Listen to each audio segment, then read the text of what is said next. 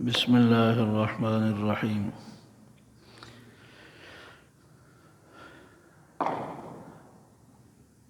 یہ 30ویں پارے کی چھوٹی صورتوں میں سے ایک چھوٹی سی صورت ہے۔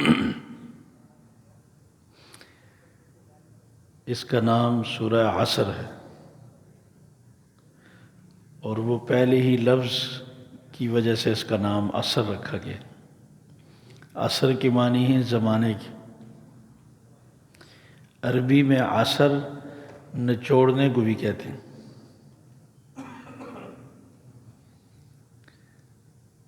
زمانے کو عصر کیوں کہتے ہیں؟ زمانہ بھی طاقتور سے طاقتور کو نچوڑ کے رکھ دیتا، کتنا ہی صحت مند، کتنا ہی اچھا تندرست طاقتور کیوں نہ ہو، آپ اسے بڑھاپے میں ایسے دیکھیں گے جیسے کپڑا نچوڑ دیا جاتا ہے۔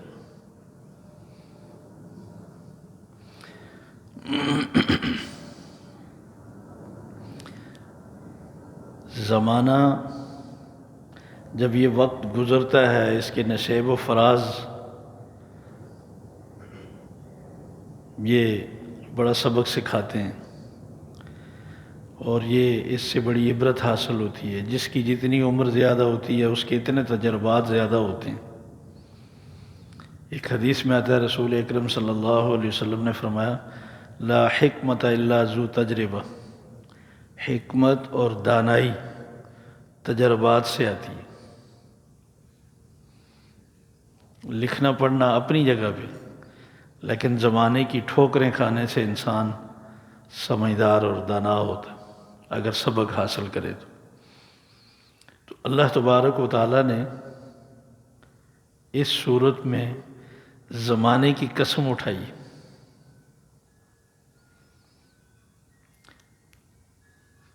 صرف یہ بات بتانے کے لیے کہ کامیاب انسان کون ہے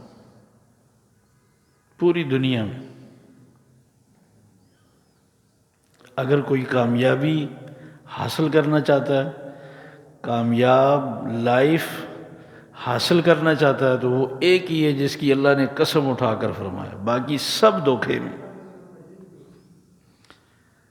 دنیا کے اسباب اکٹھے کر لیں، حکومت حاصل کر لیں، مال اکٹھا کر لیں، جائیداد بنا لیں، تعلقات بنا لیں، شہرت بنا لیں، ملک پہ غالب آ جائیں، یہ سب دھوکے ہیں۔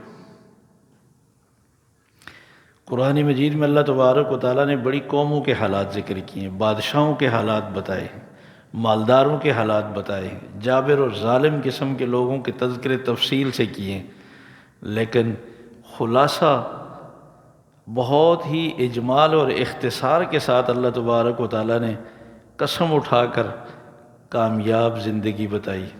اللہ نہ بھی قسم اٹھاتے، صرف اتنا کہہ دیتے، کامیاب انسان وہ ہے جس میں یہ خوبیاں ہوں، یہ بھی کافی تھا۔ امام شافعی رحمۃ اللہ علیہ فرماتے ہیں کہ اگر قرآن مجید میں کوئی صورت نازل نہ ہوتی، یہ سورہ عصر ہی انسان کی رہنمائی کے لیے، کامیاب زندگی بتانے کے لیے کافی تھی۔ تو اللہ تبارک و تعالیٰ نے یہ جو شروع میں واو ہے نا قرآن مجید میں، واو دو معنوں میں آتا ہے۔ واو کے معنی اور کے بھی ہوتے ہیں، جیسے ہم اردو میں کہتے ہیں یہ اور یہ، جب دو چیزیں ہم بتانا چاہتے ہیں تو بیچ میں اور لاتے ہیں، اس کو عطف کہتے ہیں کہ یہ دونوں چیزیں برابر ہیں، یہ اور یہ، میں اور یہ۔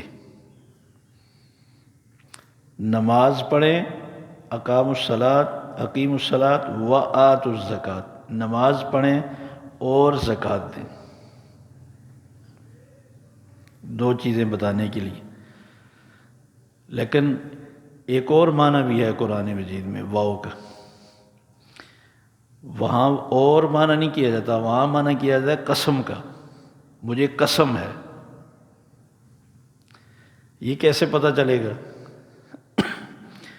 اکثر صورتوں کے شروع میں جہاں واو آیا ہے نا، والسماء ذات البروج، والسماء والطارق والعادیات ضبحا والنجوم والنجم اذا ہوا والضحیٰ والشمس. یہ جو بالکل شروع میں ابتدا میں تو اتنی بات آپ سمجھتے ہیں اور کہ کوئی معنی نہیں بنتے.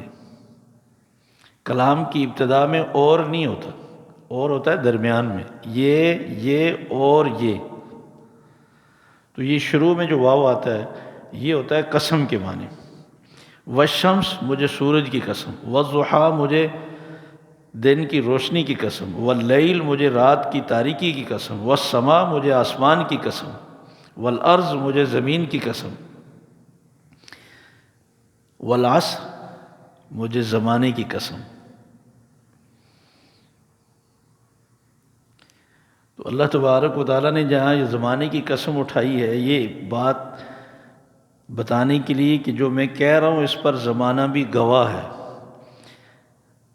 جن لوگوں نے لمبی عمر پائی ہے وہ بھی اس پر گواہ ہیں.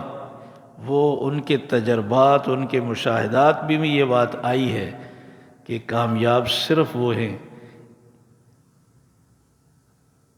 بلکہ پہلے فرمایا ان الانسان لفی خسر. یقیناً قسم اٹھا کر پھر تاکید کے لیے انا کا لفظ استعمال کیا. انا کا معنی ہے اس بات میں کوئی شک نہیں، یقیناً. میں نے بتایا تھا انا قرآن مجید میں دونوں ایک ہی معنی میں استعمال ہوتے ہیں. یہ 2200 مرتبہ استعمال ہوا ہے. اس کا معنی ہے بے شک، یقیناً. الانسان ایک ہے صرف انسان. تو صرف انسان نوع انسان کو کہتے ہیں، انسان کی جو قسم ہے آدم علیہ السلام کی اولاد پوری. اور جب ال کا آ جائے، جیسے ہم نے پڑھا الحمدللہ رب العالمین، تمام تعریفیں، تو یہاں معنی ہوگا تمام انسان، ہر طبقے سے تعلق رکھنے والے، ہر زمانے کے لوگ، ہر امت کے لوگ، ہر قوم کے لوگ، سب کے سب لفی ضرور. فی کا معنی کیا پڑھا ہم نے؟ میں. خسر معنی نقصان، لاس. سب نقصان میں، گھاٹے میں، کوئی کامیاب نہیں. اس میں سب آ گئے. اب جو لوگ کامیاب ہونے والے ہیں، سرخ رو ہونے والے، ان کا ذکر فرمایا الا الذین، سوائے ان لوگوں کے آمنوا جن کا عقیدہ ٹھیک ہے، جن کی سوچ اور نظریہ ٹھیک ہے. ایک ملک میں رہنے والوں کے لاکھوں نظریے، لاکھوں عقیدے ہیں، لاکھوں سوچیں. کون کامیاب ہے؟ کون سا عقیدہ ٹھیک ہے؟ کون سا نظریہ ٹھیک ہے؟ کون سی سوچ ٹھیک ہے؟ یہ کیا بات ہوئی؟ یہ عقیدہ سیاسی ہے اور یہ مذہبی ہے، یہ سوچ سیاسی ہے، یہ مذہبی ہے. تقسیم ہماری ہے، اللہ کی نہیں ہے. ایک ہی سوچ، ایک ہی نظریہ ٹھیک ہے جو قرآن پیش کرتا ہے. وہ کیا ہے؟ یہ اللہ کی زمین ہے، اس پر اللہ کا نظام ہونا چاہیے. اللہ کا قانون ہونا چاہیے. وہ کون سا قانون ہے؟ قیامت تک کے لیے اللہ تبارک و تعالیٰ نے قرآن مجید کی صورت میں جو پیش کیا ہے، جو محفوظ ترین ہے. بس نظریہ، عقیدہ، سوچ یہ ہونی چاہیے. اللہ کے متعلق کیا سوچ نظریہ ہونا چاہیے؟ جو خود اللہ نے بتایا قرآن مجید میں کہ صرف ایک اللہ کی ذات کائنات میں عالم الغیب ہے، اس کے علاوہ کوئی غیب جاننے والا نہیں. صرف ایک اللہ کی ذات ہے جو ہر جگہ موجود ہے، اس کے علاوہ کوئی ہر جگہ موجود نہیں. صرف ایک اللہ کی ذات ہے جس کو کائنات کے سب اختیارات حاصل ہیں، اللہ کے علاوہ سب بے اختیار ہیں. ایک اللہ کی ذات ہے جو موت سے، بیماری سے، نقصان سے، کمزوریوں سے پاک ہے. اللہ کے علاوہ کوئی بھی موت سے، بیماری سے، نقصان سے پاک نہیں. محفوظ نہیں، اللہ کی کوئی اولاد نہیں ہے، اللہ کا کوئی ہمسر نہیں ہے، اللہ کے کوئی برابر نہیں ہے، اللہ کے اختیارات میں کوئی شریک نہیں ہے۔ رسول اکرم صلی اللہ علیہ وسلم اور سارے نبیوں کے متعلق نظریہ جو قرآن مجید نے ذکر کیا ہے، سارے نبی سچے ہیں۔ لا نفرق بین احد منہم، ہم کسی میں کوئی تفریق نہیں کرتے، سب اللہ کے سچے رسول ہیں۔ رسول اکرم صلی اللہ علیہ وسلم آخری رسول ہیں، آپ کے بعد کوئی نبی نہیں آئے گا۔ ساری آسمانی کتابیں سچی ہیں، قرآن مجید آخری کتاب ہے، اس کے بعد اب کوئی آسمانی کتاب نہیں آئے گی، اور یہ قیامت تک محفوظ رہے گی۔ اللہ نے اس کی حفاظت کا وعدہ کیا ہے۔ مجھے جو نفع ہوتا ہے، مجھے جو نقصان ہوتا ہے، میرا اس میں کوئی کمال نہیں، یہ سب میرے مالک میرے رب کی لکھی ہوئی تقدیر ہے، اس کی مرضی سے مجھے نقصان ہوتا ہے، اس کی مرضی سے مجھے فائدہ ہوتا ہے۔ اگر میں یہ سمجھتا ہوں کہ میرا کمال ہے تو پھر میرا عقیدہ ٹھیک نہیں۔ میں سمجھتا ہوں کہ یہ نقصان میرا ہے، میری وجہ سے ہو رہا ہے، مایوسی کا شکار ہو جاتا ہے آدمی۔ میرے رب نے جو منظور کیا، جو پسند کیا، لن یصیبنا الا ما کتب اللہ لنا هو مولانا وعلی اللہ فلیتوکل المؤمنون، ہرگز ہمیں کوئی نقصان نہیں ہو سکتا سوائے اس کے جو ہمارے رب نے ہماری تقدیر میں لکھ دی ہے۔ وہ ہمارا مولا ہے، مالک ہے، اسے اختیار ہے۔ وعلی اللہ، اور اللہ ہی کی ذات پر بھروسہ کرنے والوں کو بھروسہ کرنا چاہیے۔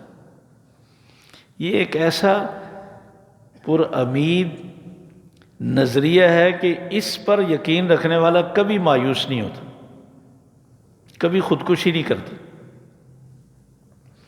ورنہ لوگ محنت کرنے کے بعد جب نتیجہ نہیں دیکھتے کہتے ہیں یہ کیا ہو گیا، ہماری محنت کہاں گئی، یہ رزلٹ کیوں نہیں ملا، اس پر دل برداشتہ ہو جاتے، ٹینشن کا شکار ہو جاتے۔ انسان کچھ بھی نہیں ہے، بے اختیار ہے، ہوتا وہی ہے جو اللہ کو منظور ہوتا ہے۔ وَمَا تَشَاءُونَ إِلَّا أَن يَشَاءَ اللَّهُ رَبُّ الْعَالَمِينَ، تم سب مل کر جو چاہتے ہو کچھ نہیں ہوگا، ہوگا وہی جو رب العالمین چاہتے۔ آمنو، جن لوگوں کا عقیدہ اور نظریہ قرآن و سنت کے مطابق، پہلی بات ہمیں اپنے آپ کو بار بار قرآن و سنت پر پیش کرنا چاہیے۔ مصیبت یہ ہے ہم فرقوں پر اپنے آپ کو پیش کرتے ہیں کہ ہماری جماعت کا، ہمارا نظریہ یہ ہے، کوئی ہمارا نہیں ہے۔ قرآن و سنت سارے مسلمانوں کا متفق علیہ ہے، وہی نظریہ وہی عقیدہ ہونا چاہیے۔ سیاسی جماعت ہو یا مذہبی جماعت ہو، سب کا نظریہ عقیدہ قرآن و سنت کے مطابق ہونا چاہیے۔ وَعَمِلُوا الصَّالِحَاتِ، دوسری خوبی یہ بتائی کہ وہ نیک اعمال کریں۔ اس کو کہتے ہیں عمل صالح۔ عمل کا معنی کام، صالح کا معنی نیک۔ نیک کام کس کو کہتے ہیں؟ یاد رکھیں، نیک کام میں اگر تمیز نہ ہو تو شیطان بدعات میں مبتلا کر دیتا ہے، بندہ اس کو نیک کام سمجھتا ہے۔ شیطان شرک میں مبتلا کر دیتا ہے، بندہ اسے دین سمجھ کر اس پہ جم جاتا ہے، اور یہی دھوکہ ہے۔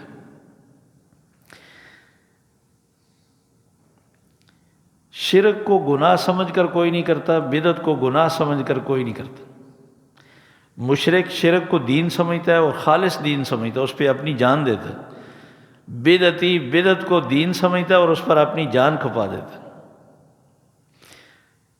توحید پر قائم آدمی توحید پر اپنی محنت اتنی نہیں خرچ کرتا جتنی مشرک شرک پر اپنی توانائیاں خرچ کرتا ہے۔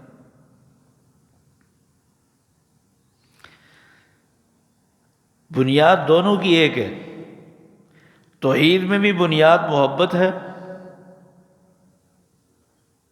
اور شرک میں بھی بنیاد محبت ہے۔ موحد کو بھی اللہ سے محبت ہے، مشرک کو بھی اللہ سے محبت ہے۔ تو یہ بگاڑ کیسے آیا؟ وہ توحید سے نکل کر شرک میں کیسے چلا گیا؟ اللہ تبارک و تعالیٰ نے جو حدود قائم کی ہیں نا مخلوق کی محبت کی، جب انسان اس حدود کو کراس کر جائے، اللہ کی محبت کو اور مخلوق کی محبت کو مکس کر دے، یہ شرک شروع ہو جاتا ہے۔ مشرک ہمیشہ تو محبت میں آگے بڑھ جاتا ہے، اور یہ میں نہیں کہہ رہا، رسول اکرم صلی اللہ علیہ وسلم کا فرمان ہے صحیح بخاری میں، آپ نے فرمایا یہودی عزیر علیہ السلام کی عقیدت اور محبت میں اتنے آگے بڑھے گمراہ ہو گئے۔ عزیر علیہ السلام کو اللہ کا بیٹا بنا لیا محبت اور عقیدت کی وجہ سے۔ فرمایا عیسائی عیسیٰ علیہ السلام کی محبت اور عقیدت میں اتنے آگے بڑھے کہ عیسیٰ علیہ السلام کو اللہ کا بیٹا بنا لیا، گمراہ ہو گئے، مشرک ہو گئے۔ آپ نے اپنی امت کو فرمایا کہ خدا کے لیے میرے بارے میں ڈرتے رہنا، میں اللہ کا بندہ ہوں اور اللہ کا رسول ہوں، حدود میں رہنا۔ اللہ ہماری حفاظت فرمائے۔ عمل صالح دو چیزوں سے بنتا ہے، ایک صرف اللہ کی رضا مقصد ہو، جو کام ہم نیک کام کر رہے ہیں وہ صرف اللہ کو راضی کرنے کے لیے کریں۔ اگر مخلوق کی خوشنودی حاصل ہے تو پھر وہ عمل صالح نہیں ہے، اس پر کوئی نیک بدلہ نہیں ملے گا، اللہ کا کوئی وعدہ نہیں، اس کو ریاکاری کہتے ہیں۔ اس لیے آپ صلی اللہ علیہ وسلم نے فرمایا یہ ریاکاری بھی شرک ہے۔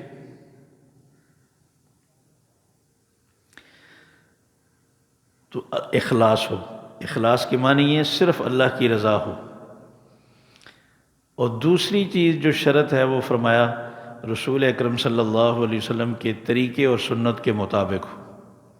اللہ کی رضا کے لیے ہم 100 رکعت کی نماز شروع کر دیں، جو نماز الفیہ کے نام سے ایک زمانے میں مشہور رہی ہے، 1000 رکعت کی نماز، بدعت۔ جو کام آپ صلی اللہ علیہ وسلم نے نہیں کیا وہ نیکی ہے ہی نہیں۔ سنت کے مطابق رسول اکرم صلی اللہ علیہ وسلم نے وہ کام جیسے کیا ہے ویسے کیا جائے، اور مقصد اخلاص ہو، تب یہ عمل صالح بنے گا، چاہے وہ نماز ہو، روزہ ہو، زکوٰۃ ہو، حج ہو۔ حج میں، عمرے میں میں نے دیکھا کچھ لوگوں کو نیچے بنیان پہنی ہوئی ہے، اوپر احرام کی چادر ڈالی ہوئی، وہ مستقل ایک گروہ تھا۔ ان کو یہ بتایا گیا کہ احرام میں نیچے جو ہے نا بنیان پہننی چاہیے۔ یہ عمرہ نہ فرض ہے نہ واجب ہے، یہ رسول اکرم صلی اللہ علیہ وسلم کی سنت ہے۔ اگر اس میں رسول اکرم صلی اللہ علیہ وسلم کا طریقہ نہیں ہے تو پھر کیا ہے؟ سنت تو تب بنے گا نا جب آپ صلی اللہ علیہ وسلم کا طریقہ ہو، اگر وہی طریقہ نہیں ہے تو پھر کیا ہے؟ کوئی بھی سنت جب سنت سے ہٹ جائے تو وہ بدعت بن جاتی۔ یہ ہے دو کام، عقیدہ نظریہ ٹھیک ہو، کردار ٹھیک ہو۔ عمل صالح صرف نماز نہیں، صرف تلاوت نہیں، صرف روزے نہیں، ہمارے اخلاق بھی عمل صالح، ہماری معاشرت جن لوگوں کے ساتھ رہ رہے ہیں یہ بھی عمل صالح، ہمارے معاملات، لین دین، یہ بھی عمل صالح۔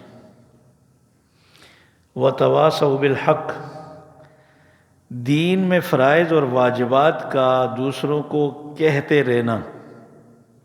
اگر ایک آدمی خاموشی سے اپنی اصلاح کر لیتا ہے اور اپنی نماز روزے پہ لگا ہوا ہے، ناکام ہے، جب تک اس کے اندر یہ خوبی پیدا نہیں ہوئی کہ وہ امر بالمعروف، جو لازمی چیزیں ہیں اسلام کی، آس پاس رہنے والوں کو وہ کہتا رہے، آپس میں حق بات کی۔ حق سے مراد فرائض اور واجبات کی دعوت اور تبلیغ کرنا۔ وہ کیسا مسلمان ہے جس کے آس پاس لوگ اس کے سامنے ہی اسلام کو چھوڑ رہے ہیں، اسلام ختم ہو رہا ہے، ٹوٹ رہا ہے، ضائع ہو رہا ہے، مخالفت ہو رہی ہے، اور اس کو کوئی پرواہ نہیں ہے۔ وَتَوَاصَوْا بِالْحَقِّ وَتَوَاصَوْا بِالصَّبْرِ، اور چوتھی خوبی یہ ہونی چاہیے، یہ دیکھیں وتواصوا وتواصوا، وصیت کے معنی میں، جیسے اہتمام سے کسی کام کی وصیت کی جاتی ہے نا اپنی آل اولاد کو آخری وقت، کہ بیٹا ایسے کرنا ایسے کرنا، جس ہمدردی خیرخواہی اور جذبے کے ساتھ اولاد کو کوئی اہم بات بتائی جاتی، اسی جذبے کے ساتھ ہر مسلمان کو دین کی دعوت دینی چاہیے۔ وتواصوا بالصبر، ویسے صبر کے معنی عام طور پر یہ سمجھے جاتے ہیں کہ کوئی بیماری تکلیف آئی ہے تو اس کو آپ سہ جائیں اللہ کا حکم سمجھ کر، یہ صبر ہے۔ صبر کے 3 معنی ہیں۔ صبر کے معنی ہے قائم رہنا، صبر اور استقامت، اور صبر کے معنی ہے رکے رہنا، اپنے آپ کو روک کے رکھنا، اور صبر کے معنی ہے برداشت کرنا۔ استقامت اور ڈٹے رہنا کا مطلب کیا ہے؟ جو نظریہ آپ نے قرآن و سنت میں پڑھا ہے اس پر قائم رہے، حالات جیسے کیسے آئے قائم رہے۔ ان الذین قالوا ربنا اللہ ثم استقاموا، جن لوگوں نے ایک دفعہ سوچ سمجھ کر یہ کہا ہے کہ ہمارا رب اللہ ہے، ثم استقاموا، پھر اس پر قائم رہے، نفع ہے نقصان ہے، حالات موافق ہیں مخالف ہیں، قائم رہے، یہ ہے صبر، ڈٹے رہنے کا نام۔ نماز شروع کی ہے ڈٹے رہے، جو دین کا کام شروع کیا ہے 2 دن کے لیے نہ ہو اس پہ قائم رہے، احکامات پر جمے رہنے کا نام صبر ہے۔ دوسرا معنی نفس ہے، بار بار گناہ کی خواہش پیدا ہوتی ہے، اپنے آپ کو روک کے رکھیں، رکے رہیں، گناہوں سے رکے رہنے کا معنی بھی صبر ہے۔ اپنی خواہشات سے، جو بری خواہشات ہیں ان سے اپنے آپ کو روک کے رکھیں۔ وَأَمَّا مَنْ خَافَ مَقَامَ رَبِّهِ وَنَهَى النَّفْسَ عَنِ الْهَوَىٰ فَإِنَّ الْجَنَّةَ هِيَ الْمَأْوَىٰ، رب کے سامنے حساب پیش کرنے کا، حساب دینے کا خوف بھی ہو اور اپنے آپ کو گناہوں سے روک کے بھی رکھیں، بس جنتی ہیں۔ تیسرا معنی یہ ہے کہ اللہ کی طرف سے کوئی بیماری، کوئی تکلیف، کوئی مصیبت آ جائے تو اس پر آپ کی زبان سے بھی ایسا کوئی لفظ نہیں نکلنا چاہیے جو اللہ کو ناراض کرنے والا ہو، اور آپ کا عمل بھی کوئی ایسا نہ ہو جس میں آپ فیل ہو جائیں۔ وَبَشِّرِ الصَّابِرِينَ الَّذِينَ إِذَا أَصَابَتْهُمْ مُصِيبَةٌ قَالُوا إِنَّا لِلَّهِ وَإِنَّا إِلَيْهِ رَاجِعُونَ، مصیبت کے وقت جن کے زبان سے بھی کوئی شکوہ نہ نکلے، فرمایا اولئک علیہم صلوات من ربہم ورحمہ واولئک هم المہتدون، یہی لوگ ہیں جن کو پھر اللہ نوازتے ہیں، اور یہ ہیں جن پر اللہ کی رحمتیں ہوتی ہیں، یہی ہیں جو سیدھے راستے پر، راہ راست پر ہیں۔ آپ صلی اللہ علیہ وسلم کے بیٹے کا انتقال ہوا، پہلا بیٹا فوت ہوا، دوسرا، تیسرا بیٹا 18 مہینے کا تھا، آپ نے ایسے گود میں اٹھایا ہوا، جب اس کی روح پرواز کر گئی آپ کی آنکھوں سے آنسو بہنے لگ گئے۔ آپ نے فرمایا کہ ان العین تدمع والقلب یحزن، آنکھیں آنسو بہا رہی ہیں، دل غمزدہ ہے، لیکن زبان سے ہم کوئی لفظ ایسا نہیں بولیں گے جو ہمارے رب کو ناپسند ہو۔ کتنا صدمہ ہوگا، سب کچھ ہے، لیکن پھر بھی زبان سے ایسا لفظ نہ نکالا جائے جس سے اللہ سے شکوہ ہو، شکایت ہو، صبر سے سہا جائے۔ کسی نے کہا یا رسول اللہ آپ بھی روتے ہیں؟ آپ نے فرمایا اللہ نے زبان سے شکوے کرنے سے منع کیا ہے، آنسو سے منع نہیں کیا۔ اور آپ نے فرمایا ابراہیم ساری زندگی تمہاری جدائی کا غم رہے گا، اس کا مطلب ہے دل میں اگر غم کسی چیز کا بیٹھ جائے یہ ایمان توکل کے خلاف نہیں ہے۔ یا ایھا الذین آمنوا استعینوا بالصبر والصلاۃ، اے ایمان والو ایسا کوئی غم آ جائے جو دل میں بیٹھ جائے، صبر اور نماز کے ذریعے سے آپ مدد حاصل کریں۔ یہ 4 خوبیاں جب پیدا ہوں گی تب انسان کامیاب ہو۔ ہمیں ضرورت ہے اس بات کی کہ ہم دوسروں کو نہیں اپنے آپ کو ٹٹولیں، میرا نظریہ قرآن و سنت کے مطابق ٹھیک ہو گیا، ٹھیک ہے تو اللہ کا شکر ادا کیا جائے، کمی ہے بڑا موقع ہے، اللہ تبارک و تعالیٰ نے ابھی ہمیں موقع دیا، ٹھیک کریں۔ وہ عامل الصالحات، اپنے اعمال کا جائزہ لیا جائے، کوئی مجبوری نہیں، ہم نے اس رب کو حساب دینا ہے، جس کو حساب دینا ہے اسی کے حکم کے مطابق اپنے اعمال کو بنایا جائے۔ کہتے ہیں ایک دلہن کو سارے مبارکباد دے رہے تھے، وہ رو رہی تھی، آخر میں کہنے لگی تم سب کو اچھی لگ رہی ہوں، اللہ کرے جس کے لیے میں سجی ہوں اس کو بھی اچھی لگوں، اگر اسی کو اچھی نہ لگی ساری دنیا تعریف کرے تو کیا فائدہ۔ جس رب کو راضی کرنے کے لیے اعمال صالحہ کیے جا رہے ہیں، اگر اسی کے حکم کے مطابق نہیں ہے، ہم نے ساری زندگی اعمال صالحہ کیے تو اس کا کیا فائدہ۔ اخلاص کامل ہو، سنت کی اتباع ہو، وتواصوا بالحق، آس پاس رہنے والوں کو، ہر مسلمان دین کا ترجمان ہے، دین کا داعی ہے، کوئی الگ جماعت کسی فرد کا کام نہیں ہے، ہر مسلمان کا کام۔ وتواصوا بالصبر، اپنے آپ کو بھی دین کے احکامات پر قائم رکھیں، خواہشات سے اپنے آپ کو روکے رکھیں، آنے والی تکلیفوں کو برداشت کریں۔ آپ صلی اللہ علیہ وسلم دعا مانگتے تھے، اللہم انی اسألک الرضا بعد القضاء، ہم اللہ کے فیصلے کے بعد اس پہ رضا کا سوال کرتے ہیں کہ جو فیصلہ میرے رب نے کر دیا ہے یا اللہ مجھے اس پہ راضی ہونے کی توفیق عطا فرما۔ بس اسی چیز کا نام ہے عبد، بندہ۔ جو میرے مالک نے فیصلہ کیا ہے، کسی ادارے میں بڑے فیصلہ کر دیں، چھوٹوں کو کوئی حق ہوتا ہے کہ وہ کہیں نہیں اپنے فیصلہ بدلیں؟ اس لیے اسلام کے جو احکامات ہیں، جو فیصلے میری ذات کے متعلق، میرے رب کا جو فیصلہ ہے میں اس پہ راضی ہوں۔ اللہ تعالی ہمیں صحیح سمجھنے کی، عمل کی توفیق نصیب فرمائے۔ وآخر دعوانا الحمد